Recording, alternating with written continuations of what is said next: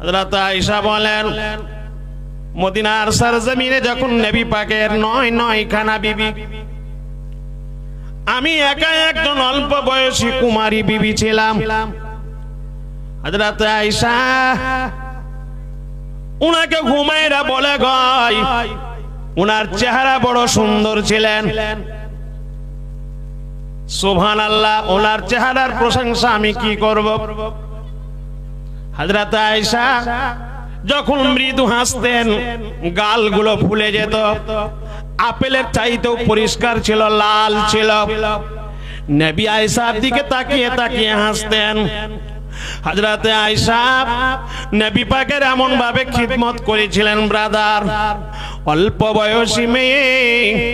হযরতে আয়েশা বলেন, গভীর রাতে আমার একদিন ঘুম ভেঙে যায়, আমি হাত বাড়ালাম, আমার বেডে, আমার বিছানায় আমার স্বামী নাই। আমি মনে মনে করলাম মেয়েদের যেটা চিন্তাধারা। আয়েশা বলেন, আমি ভাবলাম মনে হয় আমার রুম থেকে অন্য কোনো বিবির রুমে গেছে। হযরতে আয়েশা প্রত্যেক রুমগুলো দেখলেন, কোন রুমে কিন্তু নবী পাক নাই। হযরতে আয়েশার কাছে নবী বেশি সময় দিতেন, কারণ হচ্ছে হযরতে আয়েশাকে নবী ছোটবেলাতে গ্রহণ করে নিয়েছিলেন। 7 বছর বয়স পূর্ণ হতে হতে আয়েশা 7 লক্ষ হাদিসের হাফিজা হয়েছিল।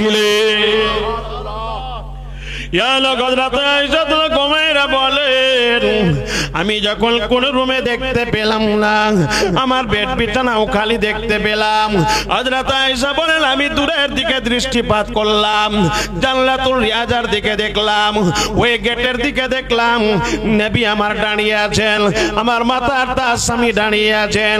কাছে গিয়ে দেখলাম শুধু দাঁড়িয়ে নাই, আল্লাহর দরবারে দুটো হাত তুলেছেন, এতিমের মতো, অসহায়ের মতো, ভিক্ষুকের মতো দুটো হাত তুলে চোখের পানি জড়িয়ে শুধু কান্না করছেন। গভীর কোন মানুষের সারা শব্দ নাই রে, সমস্ত মানুষ নিদ্রায় নিদ্রিত হয়েছিল, আরাম বিছানায় আরাম করতেছিল। হযরত আয়েশা বলেন, আমি পেছনে দাঁড়িয়ে গিয়ে আমিন আমিন বলতে লাগলাম। হযরতে দয়ার নবী কালী কামলিওয়ালা মুস্তাফা দোয়া করছেন, চোখের পানি জড়াচ্ছেন। নবী কেঁদে কেঁদে বলছেন, আয়েশা বলছেন, আমি আপন কানে শুনেছিলাম। নবী কাঁদছেন আর বলছেন, আল্লাহ রোজ কিয়ামতের মাঠে কেউ কাউরি হবে না, বাবা ছেলের হবে না, ছেলে বাবার হবে না, স্ত্রী স্বামীর হবে না, স্বামী স্ত্রীর হবে না, দিদা দাদু নানা নানি কেউ কাউরি আপন হবে না, শ্বশুর শাশুড়ি পাশে দাঁড়াবে না, বন্ধু বান্ধব সাইডে থাকবে না, কেউ থাকবে না। এ আল্লাহ গো, সবাই নিজের নিজের হবে রাব্বুল আলামিন। ওই কঠিন সময়, কঠিন দিনে আমি আমার গরিব এতিম অসহায় উম্মতিদেরকে যেন কাছে পা রাব্বুল আলামিন। ওই কঠিন সময় আমি আমার উম্মতিদেরকে যেন কাছে পাই গো। হযরত আয়েশা বলেন, শেষ বেলায় আরো নবী বলছেন, আল্লাহ কেউ কাউরি হবে না, সবাই সবাইকে ছেড়ে দেবে, সবাই সবাইকে ভুলে যাবে আল্লাহ, কিন্তু আমি আমার প্রথমা বিবি খাদিজাকে যেন কাছে পা। দোয়া শেষ হয়ে গেল। মেয়েরা দেখবেন সব সহ্য করতে পারবে, একটা পারবে না। আপনার স্ত্রীর সামনে শুধু আর বহিনের প্রশংসা করিয়েন, বলে তোর বোন তোর থেকে ভালো, দেখবেন কেমন রাগ। ওরে বাপরে, মুখ একবারে হাপাতাং হাপাতা, একবারে বাংলা পাঁচের মতো হয়ে যাবে, এত রাগ। আমার থেকে তাহলে আমার বহিনী ভালো, তোকে বিয়ে করনি, এত রাখবে রে বাবা। মানে ওরা সব সহ্য করতে পারবে, ওর সামনে যদি খালি কাউরি প্রশংসা করেন মেনে নিতে পারবে না। দরদি নবী, মায়াদার নবী জনাবি আকা মুহাম্মদুর রাসূলুল্লাহ দোয়া ছেড়ে বাইরে বের হয়েছেন। হযরত আয়েশা বলছেন, ইয়া রাসূলুল্লাহ, ইয়া হাবিবাল্লাহ, আমি এত সুন্দর একজন অল্প বয়সী মেয়ে,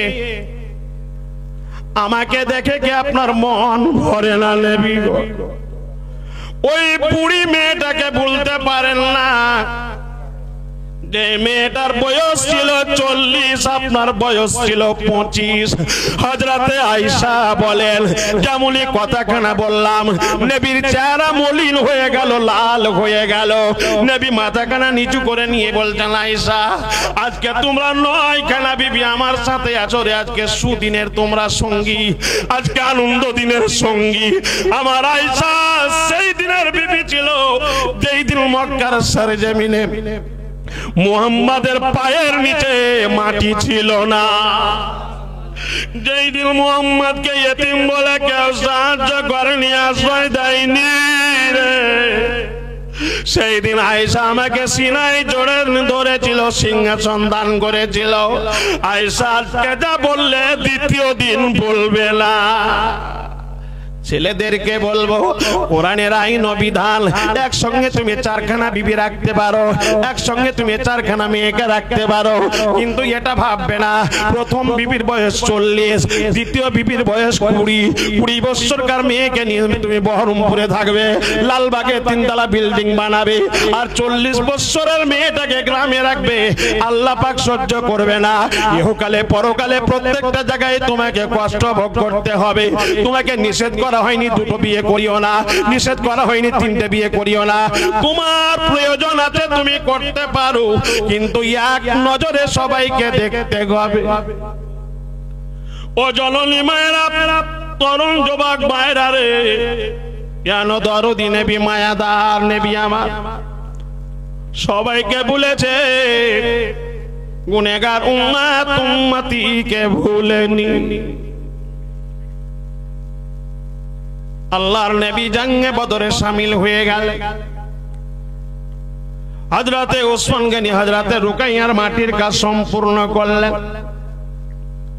তবে একটি কথা মনে রাখবেন, হযরতে রুকাইয়ার সঙ্গে ওসমান গনির বিয়ে হওয়ার আগে নবী পাক বেশি বেশি করে জানেন, রুকাইয়ার কিন্তু আরেকটা বিয়ে হয়েছিল আবু লাহাবের বেটা উতবার সঙ্গে। সে বেঈমান তালাক দিয়েছিল।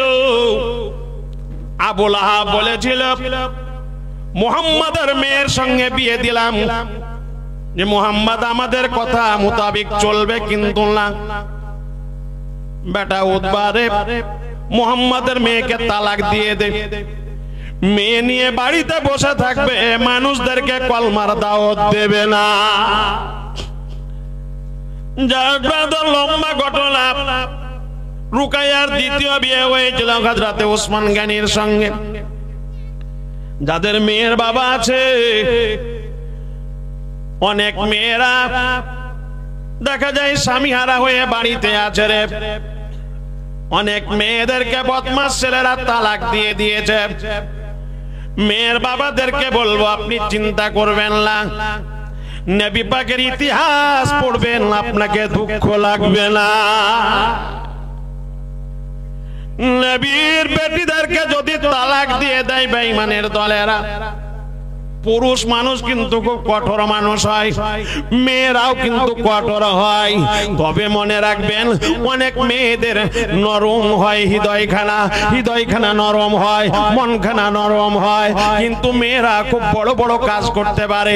পৃথিবীতে কেউ কোনো পুরুষ মানুষ নবীকে বিষ দিতে পারেনি, মেয়েরাই বিষ দেওয়ার জন্য রাজি হয়েছিল, তৈরি হয়েছিল, মাংসের সঙ্গে বিষ পাইল করেছিল। মেয়েরা বিশাল বড় বড় কাজ করে দিতে পারে, বলে দেখবেন মানুষ বলে মেয়েদেরকে বিশ্বাস করা ঠিক নয়। না না না, তা কোনোদিন হতে পারে না। সব মেয়ে হয় না, সব মেয়ে হয় না। অনেক মেয়েরা এমন আছে, স্বামী যেটা বলে তাই করে, যেদিকে চলতে বলে সেই দিকে চলে। ও তরুণ যুবক ভাইরা, ও জননী মায়েরা রে, দয়ার নবী কালী কামলি বলা মুস্তাফা সাল্লাল্লাহু তাআলা আলাইহি ওয়াসাল্লাম আমার ওসমান গনিকে ডেকে বলেছিলেন, ওসমান গনি, তুমি এমন নবীর মেয়েকে বিয়ে করেছো, তুমি এমন নবীর উম্মত হয়ে আছো, এমন নবীর হাতে হাত দিয়েছো। এই উসমান, তুমি শুনে নাও, আমার বেটির মাটির কাজ তুমি সম্পূর্ণ করবে, জঙ্গে বদরে শামিল হওয়ার সমতুল্য আমি নবী নেকি দিয়ে দেব। আল্লাহু আকবার, আল্লাহু আকবার।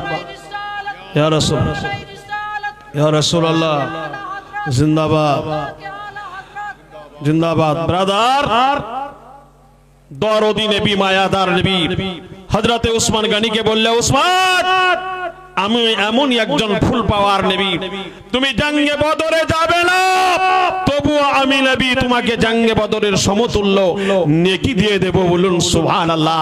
ব্রাদার, দয়ার নবী কামলিওয়ালা মুস্তাফা সাল্লাল্লাহু তাআলা আলাইহি ওয়াসাল্লামার প্রথম মেয়ে, দ্বিতীয় মেয়ে দুজনই বিদায় নিল রে। আসুন ব্রাদার, থাকে কিন্তু দুইজন। একজনের নাম হচ্ছে হযরতে উম্মে কুলসুম, একজনের নাম হচ্ছে হযরতে ফাতেমা। যে ফাতেমার জন্য বলা হয়েছে জান্নাতুন নিসা, সমস্ত মেয়েদের জান্নাতের যিনি সরদারনি হবেন হযরতে ফাতেমাতুজ জোহরা রাদিয়াল্লাহু তাআলা আনহা আছেন, আর বাকি আছেন হযরতে উম্মে কুলসুম। কালো নামে 100 টাকা দান করেছে, আল্লাহ পাক যেন ওনার দানকে কবুল ও মঞ্জুর করে, আল্লাহু আমিন। দয়ার নবী কামলিওয়ালা মুস্তাফা সাল্লাল্লাহু তাআলা আলাইহি ওয়াসাল্লাম আমার জানেন, তবুও ওই যে আবু লাহাবের বেটা উতবা আর উতাইবা ছিল, উতাইবা ছোট, নবী পাক বেশি করে জানেন। আবার কেন হযরতে উম্মে কুলসুমের বিয়ে কিন্তু আবু লাহাবের বেটা উতাইবার সঙ্গে দিলে,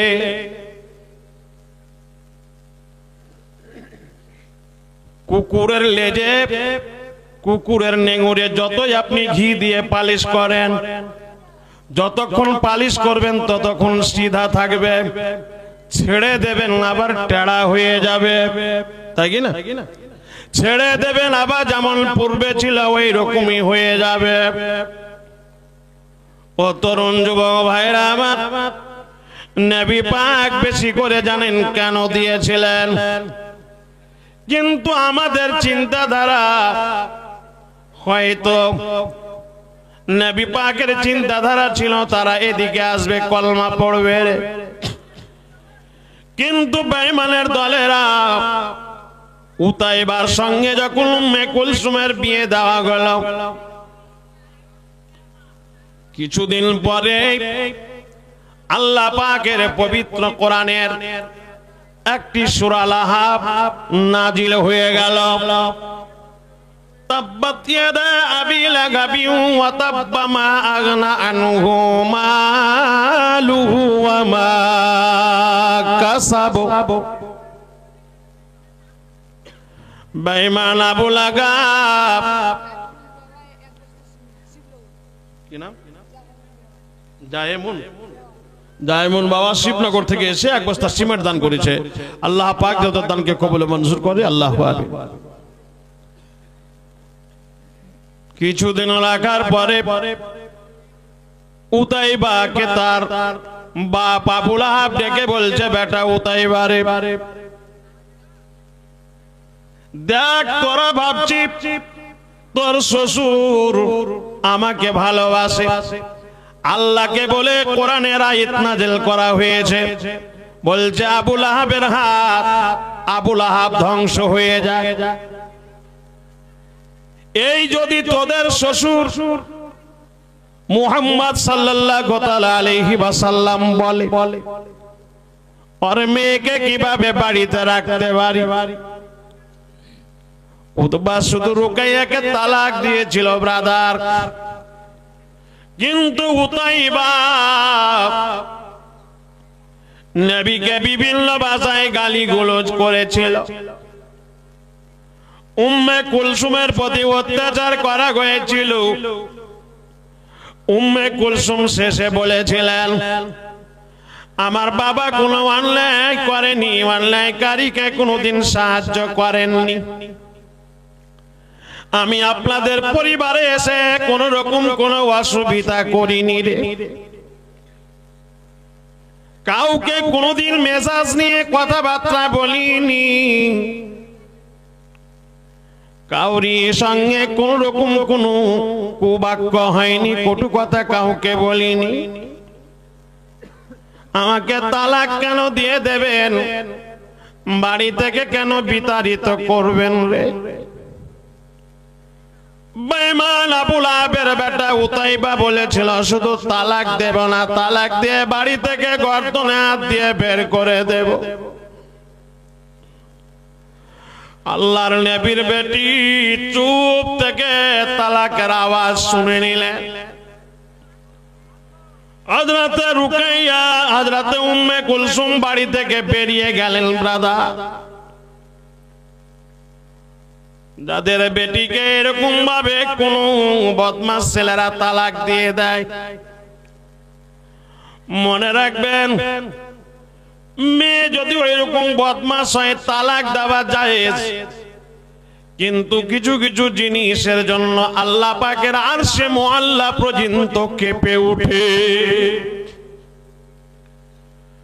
কোন মেয়েকে কোন ছেলে চট করে রাগে দুঃখে তালাক দেবেন না, আপ্রাণ চেষ্টা করবেন তাকে বুঝিয়ে নেওয়ার। আল্লাহর নবীর মেয়ে হযরতে উম্মে কুলসুম চোখের পানি ছেড়ে দিয়ে বাবার বাড়িতে গেলেন। আল্লাহর নবী উম্মে কুলসুমকে সিনায় জড়িয়ে থামতে পারলেন না। ব্রাদার,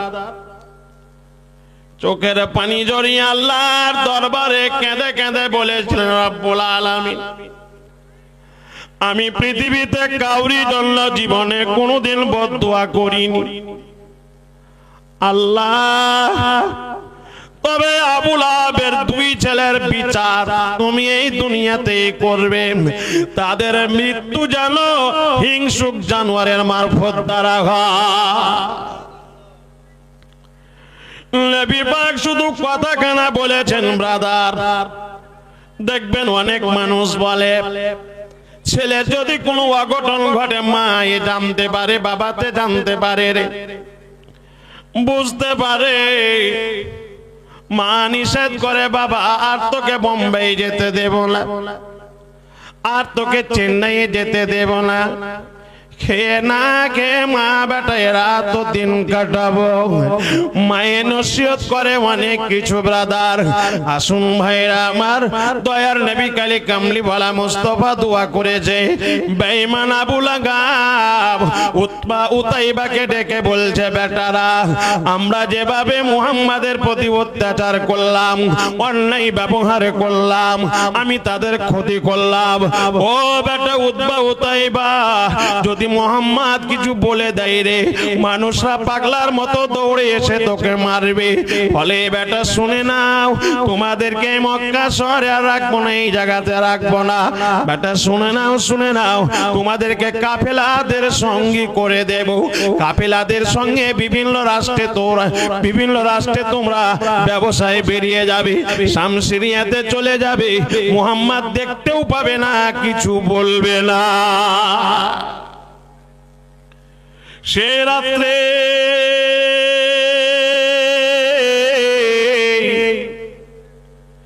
কিছু কাফেলার দলের আসতে আছে। ব্রাদার, বেঈমান আবু লাহাব কাফেলাদের পথ চেয়েছিল রে। কাফেলাদেরকে ডেকে বলল, যত টাকা পয়সা লাগে আমি দেব, আমার দুই লাল, আমার দুই সোনামানি, যাদের নাম উতবা উতাইবা, দুই ছেলেকে তোমরা শাম সিরিয়া বসরাতে নিয়ে যাবে ব্যবসা ক্ষেত্রে। আমার ছেলেরা কোনো কর্ম করবে না, আমার ছেলেদের অর্থ হবে, তোমাদেরকে নেতৃত্ব দেবে। কিন্তু রাত্রে বেলায় যখন শুবে, আমার দুই সোনাকে, আমার দুই সোনা মানিককে উতবা উতাইবাকে মধ্যে নিয়ে ঘুমাবে। কেউ যেন মারতে না পারে, কেউ যেন আঘাত না করতে পারে, ওইভাবে ঘেরে নিয়ে থাকবে রে। কাফেলারা বলল, তাই হবে গো, চিরদিনই আছে, অর্থ যার বেশি হয় ওইদিকে ছেলে মেয়ে উভয় হয়ে যায়, কিন্তু ছেলে মেয়ে সবাই অর্থ লোভী হয়। অর্থ যেখানে আছে ছেলেরাও আছে, মেয়েরাও আছে। ও তরুণ যুবকরা, সে কাফেলার দলেরা কিন্তু রাজি হয়ে গেল। আরফা বিবি নামে 150 টাকা দান করেছে। যে নিয়তে যে উদ্দেশ্যে আরফা বিবি দান করেছে, আল্লাহ গো তুমি তার দানকে কবুল মঞ্জুর করো।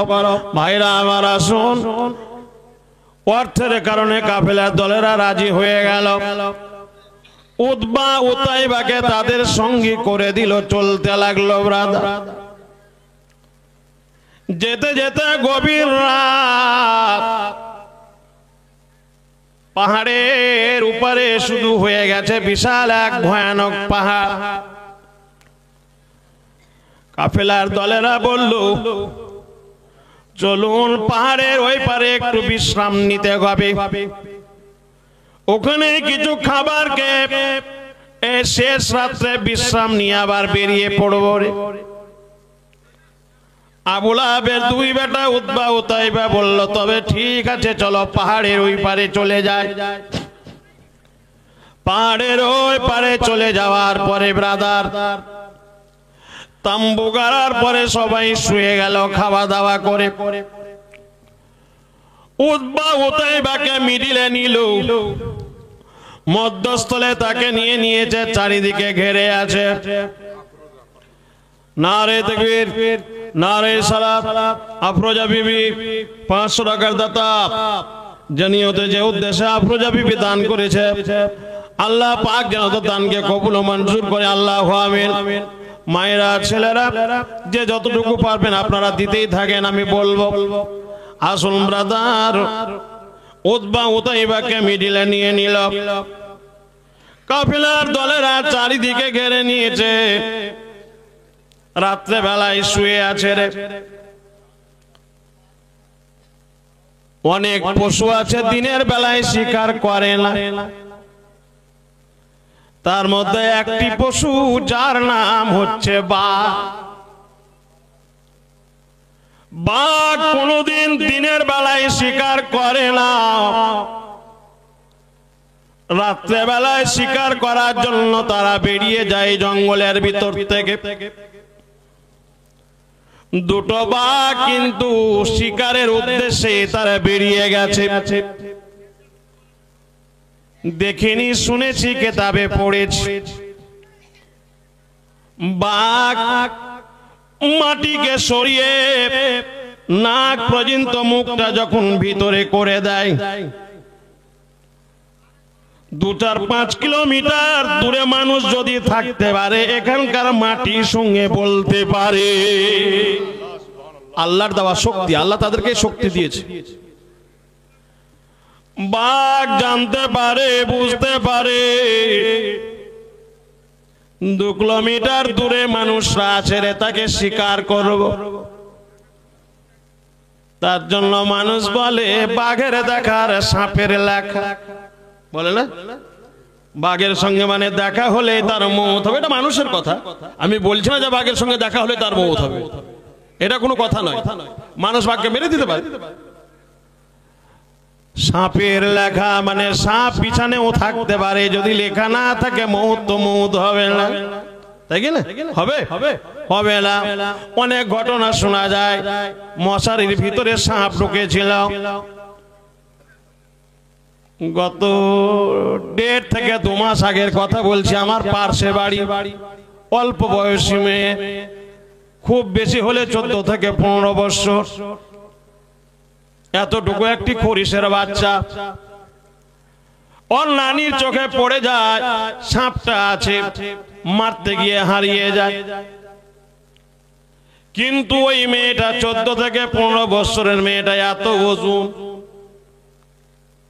70 এরকম হবে না বয়স, কিন্তু 14 থেকে 15। মেয়েটার পেছন দিকে, পিঠের দিকে চলে এসে মেয়েটা চিত হয়ে শুয়ে গেছে। সকালে শুনছে বাবা, হেসেছি খুব। মেয়েটা শুয়ে যখন গেছে, সাপটা দাবা গেছে। মেয়েটার এত ওজন, আর পিঠের দাবাতে সাপ মরে গেছে। এত মোটা রে বাবা, ও চিপে আছে তো শেষ। আর নানা সকালবেলায় উঠেছে, উঠ তাড়াতাড়ি স্কুল যাবি, প্রাইভেট যাবি। শুধুমাত্র উঠেছে, দেখছে সাপ পিঠের নিচে মরে আছে। নানি হাসলো, নানা হাসলো, নাতনি মরেনি বলে যদি কামড়িয়ে লিত মরে যেত, হাসার বদলে কান্ত, তাই কি না ভাইরা আমার? লিখা ছিল না মরেনি। বাঘ যেমনই মুখকে মাটির নিচে দিয়েছে, এক বাঘকে খবর দেয় আমাদের এলাকাতে নবীর দুশমন এসছে। মোহাব্বতে বলুন, একবার জোরসে বলুন, দুটো হাত উঠিয়ে বলুন ইয়া রাসূলুল্লাহ। ঘুম আসছে নাকি? ঘুম আসছে? শেষ করে দেবো। দয়ার নবী কালী কামলিওয়ালা মুস্তাফা সাল্লাল্লাহু তাআলা আলাইহি ওয়াসাল্লাম। বাজলো কটা? 11টা বেজে গেছে। শেষ করে দেব, বেশি আর বলবো না। প্রত্যেকদিন জালসা এখন গো। সকালি, আরে বাবার ইমাম সাহেব কেন উল্টা সিধা বলছে গো? সুবহানাল্লাহ। আকালি বলছে সকালি, আকালি নারে তাকবীর, নারে সালাত, ইয়া রাসূলুল্লাহ। আকালি সাহেব জিন্দাবাদ, 1000 টাকার দাতা জিন্দাবাদ। সুবহানাল্লাহ। খালারা বলছে আরো শুনবো। খালারা যদি বলে শুনবো, তো কালকে তো আমি এখানে আছি সারাদিন, কালকে এখানে বাহাদুরপুরে থাকবো, ভগবানগোলা বাহাদুরপুর। ফলে এখান থেকে একটু দেরি করে বের হবো। যে বাড়িতে আসবে বাড়ির লোক যদি থাকতে দেয় তো থাকবো, আর যদি বলে মৌলবি সকালে বিদায় না আমাদের জলসা হুঞ্জে তো পালিতে হবে, তাই কি না? ছেলেটার নাম যে কি সাকিবুল নাকি সারিকুল, ছেলে খুব ভালো, মিস্ত্রি খুব ভালো, হাতের কাজ আরো ভালো, আর বিবি আরো ভালো। সুবহানাল্লাহ। বিবি যদি ভালো না হয় তো বিবিরা আগে জবাব দেবে, শুনো মৌলবি জ্ঞানটা মানিও না, কখন গরম পানি চাইবে, কখন গরম রুটি চাইবে, কখন খাবার চাইবে, মেলা রকম গাঞ্জা। আমার বিবি যদি না রাজি না হয় রে বাবা, কোন পুরুষ ওকে বাড়িতে থাকবে না।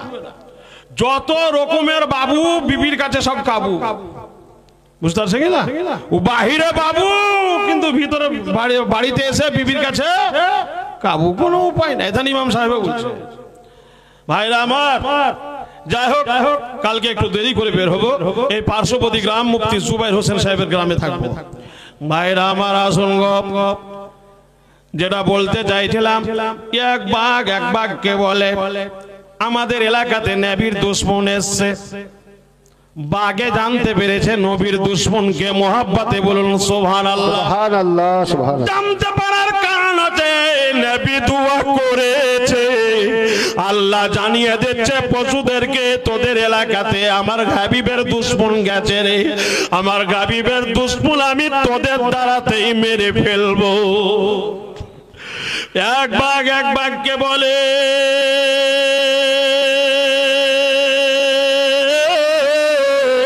চলো চলো, খবর নাও কোন এরিয়ায় কোন এলাকাতে আছে। চলতে লাগলো ব্রাদার, পাহাড়ের উপরে হয়ে গেল। পাহাড়ের উপরে হয়ে যাওয়ার পরে দেখছে কাফেলার দলেরা কিন্তু শুয়ে আছে, সবাই আরামদায়ক ঘুম দিচ্ছে। রাতের শেষ অংশে পৌঁছে গেছে রে। একটি বাঘ বলছে দেরি কেন, তাদেরকে খুঁজে বের করো। আচ্ছা বলুন, বাঘকে আল্লাহ পাক কত ক্ষমতা দিয়েছে তাদেরকে মারবে বলে? আরে নবীর জন্য আল্লাহ উটের জবান খুলে দিয়েছিল। সুবহানাল্লাহ, সুবহানাল্লাহ। নবীর জন্য কাঙ্করের জবান খোলা হয়েছে। আল্লাহ পাক কাঙ্করকে বলেছিল, এই কাঙ্কর আবু জেহেলের হাত থেকে রিহাই পেয়েছি, বলে দে লা ইলাহা ইল্লাল্লাহ মুহাম্মাদুর রাসূলুল্লাহ। কাঙ্করে বলেছিল, ইয়া রাসূলুল্লাহ, ইয়া হাবিবাল্লাহ, আমরা নীল নদীর কাঙ্কর, আমরা নীল নদীর তলায় পড়েছিলাম, বেঈমান উঠিয়ে এনেছে। সাক্ষী দিয়েছিল, কাঙ্করে জবান খুলেছিল। ইয়া নবী, নবী মায়াদার নবী জনাব বিয়াকা মুহাম্মাদুর রাসূলুল্লাহ সাল্লাল্লাহু তাআলা আলাইহি ওয়াসাল্লামের জন্য বাঘগুলো কি করছে দেখুন ব্রাদার, সবাইর মুখ শুনতে লাগলো, মোহাব্বতে বলুন সুবহানাল্লাহ। মুখ শুনতে লাগলো, যে নবীর দুশমন হবে ওর মুখ শুনে জানতে পারা যাবে, বলা যাবে না সুবহানাল্লাহ, মুখ সঙ্গে জানতে পারা যাবে। শুনতে শুনতে শুনতে ভিতরে চলে গেল। ওই আবুল আহাবের দুই বেটা উতবা উতাইবা বেঈমান মধ্যস্থলে ছিল। ওই বাঘ খামটা মেরে তাদেরকে উঠিয়ে আনলো। তাদের রক্ত চুল পরিমাণ কিঞ্চিত পরিমাণ ভিতরে নিল না, হাড্ডি মাংসকে চূর্ণ বিচূর্ণ করে দিল। কলিজাও খেলো না, মাংসও খেলো না, মাথার মগজও খেলো না, কিছু খেলো না। ও ব্রাদার,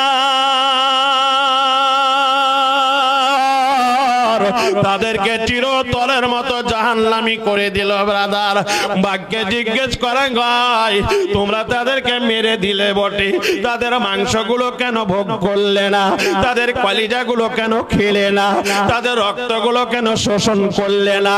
ওই বাঘ বলে, যারা নবীর সামনে ডাইরেক্ট নবীর দুশমনি করতে পারে ওদের মাংসগুলো আমরা খাবো না, চিরতরে তাদের হাড্ডির মাংসকে চূর্ণ বিচূর্ণ করে দেব। সুবহানাল্লাহ, বলা যাবে না মোহাব্বতে সুবহানাল্লাহ? সুবহানাল্লাহ। ভাইরা আমার, সেই বেঈমানের দলেরা চিরতরে হারিয়ে গেল রে। চিরতরে তারা নরকদায়ী হলো, জাহান্নামী হলো। দয়ার নবী কালী কামলিওয়ালা মুস্তাফা সাল্লাল্লাহু তাআলা আলাইহি ওয়াসাল্লাম এইদিকে দুটো মেয়ে ইন্তেকাল করে গেছে। হযরতে ফাতেমার বয়স তখন কম। উম্মে কুলসুম তালাক দেওয়া মেয়ে বাড়িতে আছে। হযরতে আবু বকর, হযরতে উমরে ফারুক নবীর কাছাকাছি হয়ে তারা জানতে পারল এই মেয়েটারও যদিও হযরতে উসমান গনির সঙ্গে বিয়ে দেওয়া হয়, নবী পাক কিন্তু খুশি হবেন, নবী পাক কিন্তু খুব সুন্দরভাবে রাজি হয়ে যাবেন। ওনারা হযরতে উসমান গনির কাছে এসে বলল, ভাই উসমান, আজকে আপনাকে একটি খুশির কথা শোনাবো। আপনার কাছে একটি খুশির পায়গাম এনেছি রে।